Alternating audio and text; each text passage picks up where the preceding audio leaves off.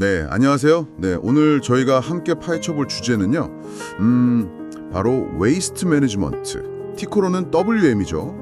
우리 주변에 늘 있는 이 폐기물 문제를 어떻게 안정적인 거대 사업으로 만들었는지 그 비결을 한번 살펴보려고 합니다. 네, 맞습니다. 기업 재무 정보부터 산업 분석, 또 시장 동향까지 자료를 좀 다양하게 준비해 봤는데요. 이번 시간에는 웨이스트 매니지먼트가 어떻게 보면 좀 기피 시설로 여겨지는 폐기물 관리를 가지고 꾸준히 수익을 내고 또 투자자들한테 배당도 잘 주면서 동시에 이 지속 가능성이란 요즘 화두에도 발맞추고 있는지 그 연결고리를 좀 찾아보는 게 목표입니다. 와, 정말 흥미로운데요. 웨이스트 매니지먼트 하면 북미 최대 환경 서비스 기업 중 하나잖아요. 주거나 상업, 산업 고객까지 한 2천만 명 정도에게 폐기물 수거부터 처리, 재활용까지 다 한다고 알고 있어요. 네, 맞아요. 규모가 정말 어마어마하죠. 그 매립지만 해도 260개가 넘고요. 재활용 시설, MRF도 100개 이상, 또 이송 스테이션이라고 하는 게 한 350개 정도 됩니다. 그러니까 이게 단순히 쓰레기 치우는 회사가 아니라 환경 솔루션을 제공하는 인프라 기업에 더 가깝다고 볼 수 있어요. 아, 인프라 기업이요? 듣고 보니 그러네요. 이 사업이 매력적인 게 사실 경기가 좋든 안 좋든 폐기물은 계속 나오니까 이게 필수 서비스라는 점인 것 같아요. 그 말은 안정적인 현금 흐름이 어느 정도 보장된다는 뜻이겠죠. 바로 그겁니다. 그게 핵심이에요. 필수 서비스니까 가격 결정력도 꽤 있고요. 그래서 인플레이션 압력에도 비교적 잘 대응하는 편이죠. 그리고 더 중요한 건 이 시장의 진입장벽인데요. 진입장벽이요? 네, 환경 규제가 워낙 까다롭기도 하고 또 그 님비 현상 있잖아요. Not in my backyard. 아, 님비. 네네. 주민들 반대가 엄청나거든요. 아, 그러니까 그런 어려움 자체가 기존 사업자, 특히 WM 같은 회사한테는 오히려 강력한 경쟁 우위가 되는 거네요. 일종의 경제적 해자 같은. 정확합니다. 네. 덕분에 이제 리퍼블릭 서비스라는 회사랑 사실상 시장을 과점하고 있고요. 최근에 애드밴스드 디스포절이라는 곳을 인수하면서 그 지배력을 더 키웠죠.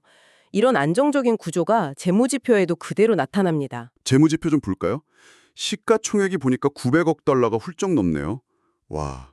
그리고 베타값이 0.75 정도로 나오는데 이 베타값은 시장 전체 움직임보다 변동성이 적다는 거니까 투자자 입장에서는 시장이 좀 불안할 때 상대적으로 안정적인 주식으로 볼 수도 있겠군요. 네, 충분히 그렇게 해석할 수 있습니다. 그리고 투자자들이 또 굉장히 중요하게 보는 게 바로 배당금이잖아요. WM은 무려 28년 동안이나 연속으로 배당금을 지급해왔어요. 그것도 계속 늘려왔고요. 28년 연속이요? 와. 네, 지난 5년간 보면 연평균 8% 이상씩 인상했더라고요.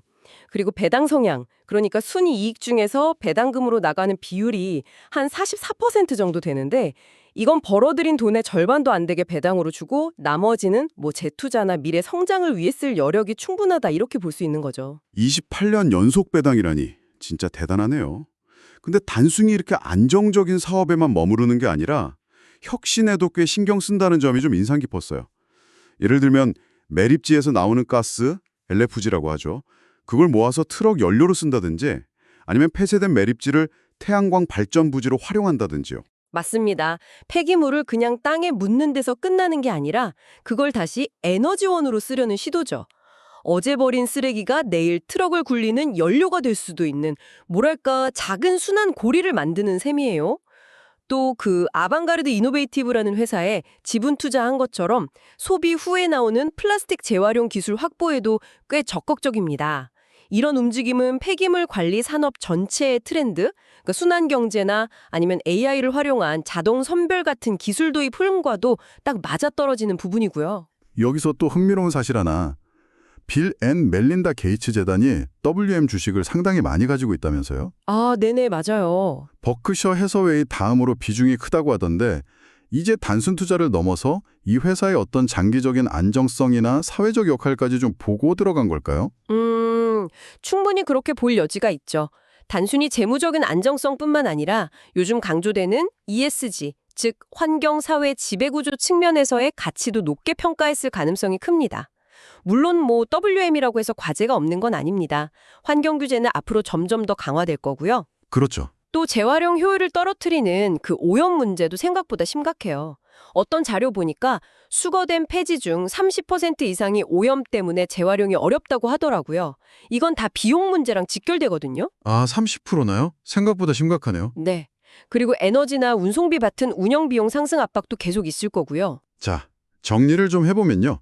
웨이스트 매니지먼트는 우리 모두에게 꼭 필요하지만 사실 누구도 집 근처에 두고 싶어 하지 않는 이 폐기물 관리 서비스를 아주 강력한 진입장벽하고 필수 서비스라는 특징을 잘 활용해서 안정적인 거대 기업으로 키워냈다고 볼 수 있겠네요. 네, 맞아요.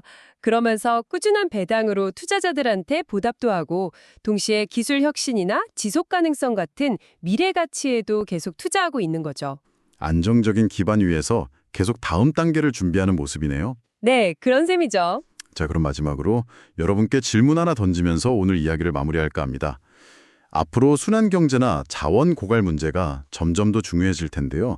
이런 시대에 웨이스트 매니지먼트 같은 기업이 단순히 폐기물을 처리만 하는 걸 넘어서 폐기물에서 가치 있는 자원을 회수하고 재창조하는 핵심 주체로 어떻게 더 진화할 수 있을까요? 그리고 그 과정에서 또 어떤 새로운 기회가 생겨날지 혹은 어떤 예상치 못한 어려움에 부딪힐지 한번 생각해 보시면 재미있을 것 같습니다.